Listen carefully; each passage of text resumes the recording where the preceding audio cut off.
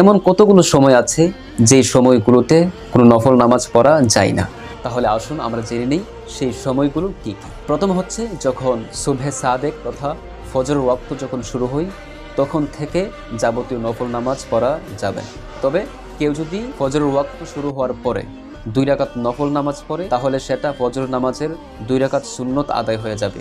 তাকে আর পুনরায় ফজরের 2 রাকাত সুন্নত আদায় করতে হবে না। তারপর হচ্ছে ফজর নামাজের পরে আপনি যখন ফজরের 2 রাকাত ফরজ নামাজ আদায় করে ফেলেছেন তারপরে আর কোনো ধরনের নফল নামাজ আপনি পড়তে পারবেন না। তারপর আসরের নামাজের পরেও আপনি কোনো ধরনের নফল নামাজ আদায় করতে পারবেন না। তবে হ্যাঁ, আসরের ওয়াক্ত শুরু হয়েছে, এখনও আপনি আসরের ফরজ আদায় করেন নাই, তখন আপনি চাইলে নফল নামাজ পড়তে পারবেন। কিন্তু যখন আপনি আসরের ফরজ নামাজ আদায় করে ফেলেছেন তারপরে আর কোনো ধরনের নফল নামাজ জায়েজ হবে না।